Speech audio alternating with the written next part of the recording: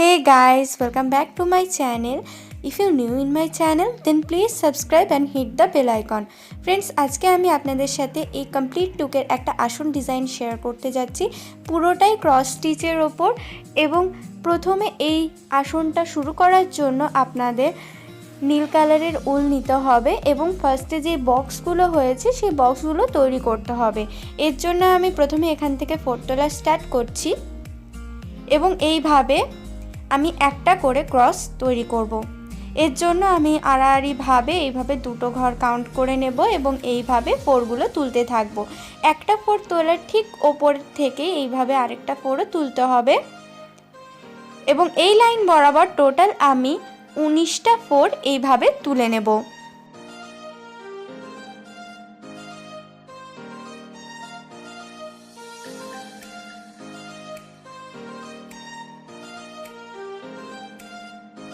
আপনারা হয়তো আমার আগের ভিডিওগুলোতেও দেখেছেন যে আমি ক্রস স্টিচের জন্য সবসময় এইভাবে আগে লাইনটা তৈরি করে নিই, যাতে আমার প্রত্যেকটা ফোর একদম সেম শেপের হয়। ফ্রেন্ডস, এইভাবে আমি বাকি যে কটা ফোর বাকি আছে সেগুলোও তুলে নেব এবং টোটাল 19টা ফোর তোলা এই লাইন বরাবর হয়ে গেছে।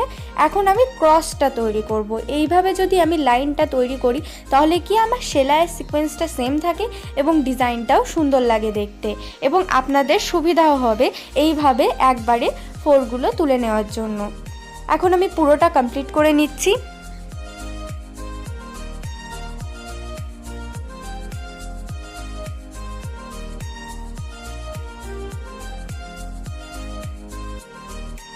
অংশটা আমি সেম প্রসেসেই তুলে নিচ্ছি। দেখুন, লাইনটা তৈরি করা হয়ে গেছে। এখন আমি ওপরের দিকে 18টা ঘর তুলব, যেহেতু আমার নিচের দিকে অলরেডি একটা ঘর রয়েছে। এখন আমি এইভাবে ক্রস তৈরি করছি। লম্বালম্বি দিক বরাবর এইভাবে ক্রসটা তৈরি করলেও সুবিধা হয়, চাইলে আপনারা ঠিক আগের প্রসেসেও করতে পারেন। এইভাবে একটা করে ক্রসও তৈরি করতে পারেন বা ওইভাবেও করতে পারেন।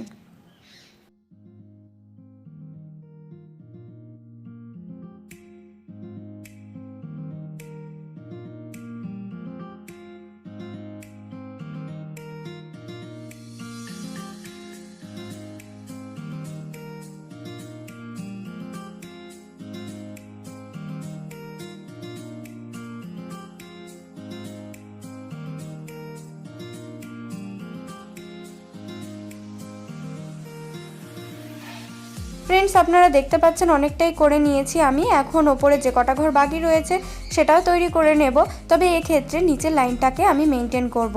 এখন আমার নিচের লাইনটা ধরে অলরেডি 19টা ঘর হয়ে গেছে। এখন এই সাইড থেকে এইভাবে আমি বক্সটা পুরো তৈরি করে নেব।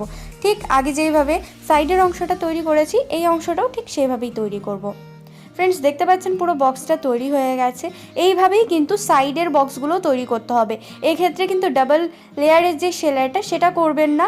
এই বক্সের সাথেই মিলিয়ে আরও 3-4টে করে লাইন অ্যাড করে আপনারা বক্সটা তৈরি করবেন। এখন আমি বেগুনি কালারের উল দিয়ে এই জায়গায় 5টা ফোর তুলে নিচ্ছি।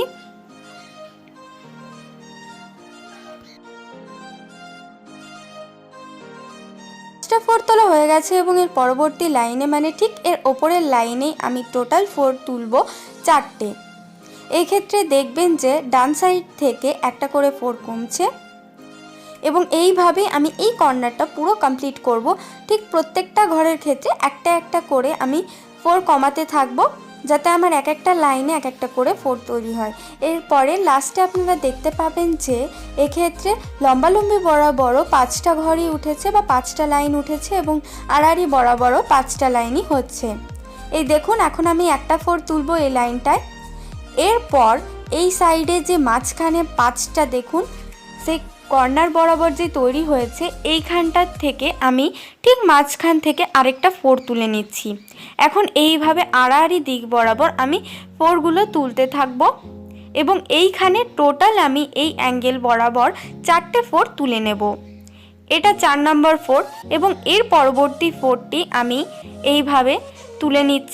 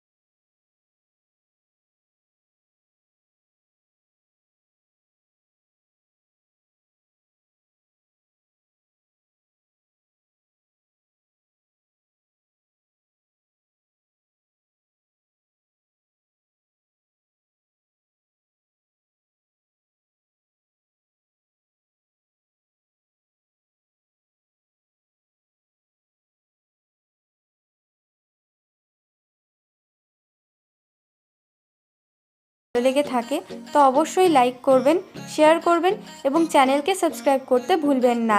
ফ্রেন্ডস, এটা পুরো কমপ্লিট লুক এবং ভিডিওটি আপনাদের কেমন লাগলো সেটা কমেন্ট বক্সে অবশ্যই জানাবেন এবং আপনাদের ডিমান্ডগুলোও আমাকে অবশ্যই বলবেন। আজকের জন্য টাটা।